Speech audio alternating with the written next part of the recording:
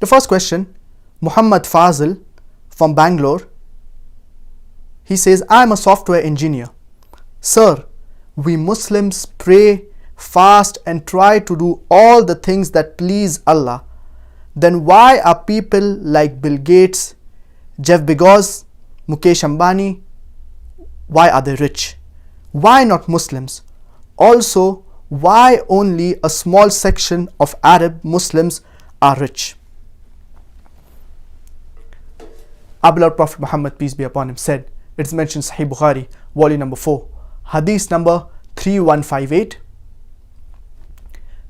that by Allah, I do not fear poverty, but I fear the wealth of this world. Our beloved Prophet Muhammad, peace be upon him, he feared that his ummah, they will have wealth, they will become rich, and this money, this wealth will take them away from Allah subhanahu wa ta'ala. So wealth, being rich, having money, it is not the criteria for success.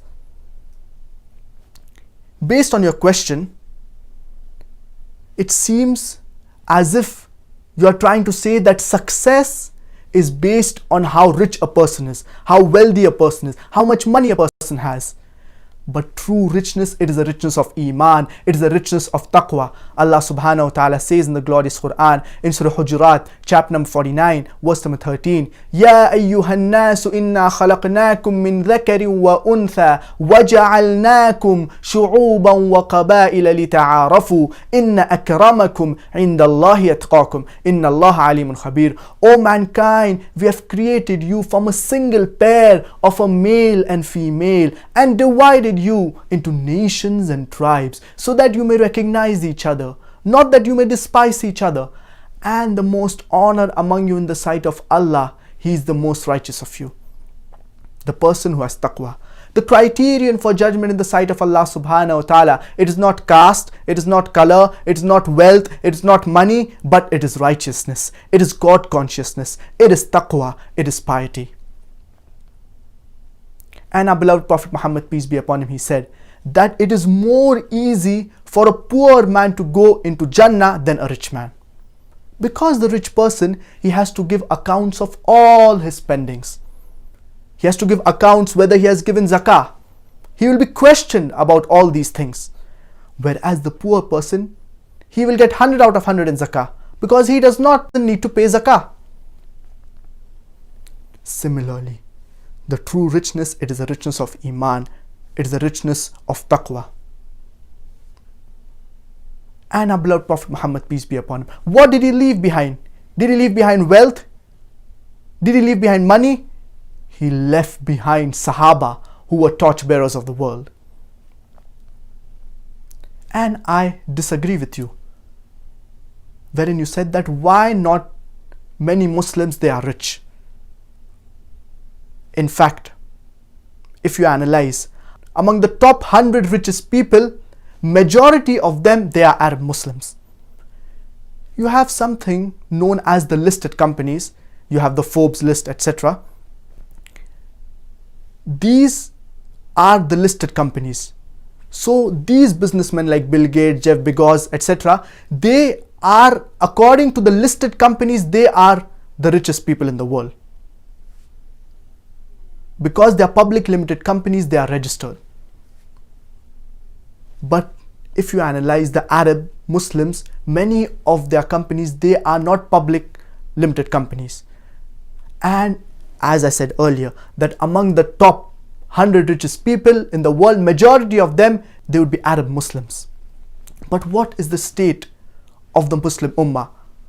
Today the Muslims, they have wealth, but yet look at the state of the Muslim Ummah. We are divided. We are fighting over petty and small issues. So wealth is never the criteria for success. Even though we Muslims, we have wealth, we are rich, but yet the state of the Muslim Ummah, it is divided. And Umar radiallahu anh, he asks the Sahabas that what would you want this room to be filled with, so that you can give it in the cause of Allah subhanahu wa ta'ala.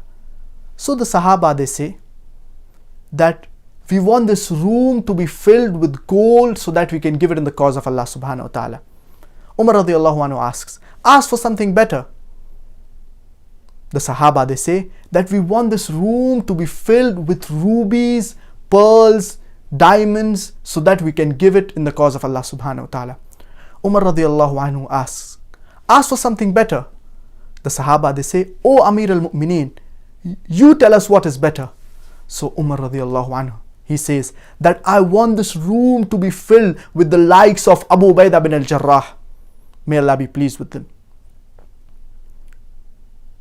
So that he can go and spread the message of Islam. I want this room to be filled with the likes of Mu'adh bin Jabal, may Allah be pleased with him. So that they can go and spread the message of Islam.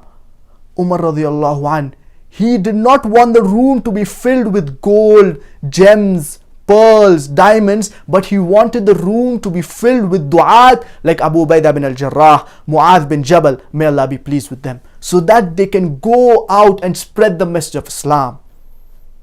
The Prophet Muhammad, peace be upon him, the Sahaba, they did not leave behind gold, they did not leave behind wealth, but they left behind the legacy, they left behind their character, they left behind their message, so that people can follow their path. And there is a list of the 10 richest people in the world. At the third position is Bill Gates. At the second position is Jeff Bezos.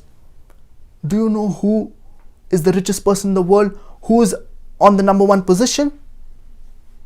The richest person in the world is the one who offers 2 rakah of sunnah before the Fajr obligatory prayer. Because offering 2 rakah of sunnah before the Fajr obligatory prayer is better than the world and all that is in it. Our beloved Prophet Muhammad, peace be upon him, he said that the one who offers 2 rakah of the sunnah before the Fajr obligatory prayer, it is better than the world and all that is in it. Imagine just offering 2 rakah of sunnah of the Fajr prayer. Imagine the reward, the greatness, the importance of offering the Faraid prayer. The Prophet, peace be upon him, he just stated the importance of 2 rakah of Sunnah Fajr prayer. It is better than the world and all that is in it. So, we Muslims, we believers, we need to strive for the hereafter, and the only thing that will be acceptable in the sight of Allah subhanahu wa ta'ala on the day of judgment, it is not your money, it is not your wealth, but it is your good deeds, it is your righteous deeds. So even if a person, he is rich in this world, but he may not be rich in the hereafter. If a person runs behind money and wealth in this world, in the hereafter he will not get his share.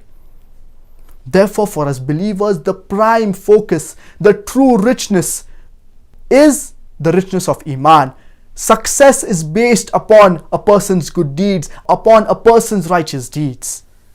So we need to understand that even though some people, they may be rich, they may be wealthy, but that is never the criteria to judge the success of a human being.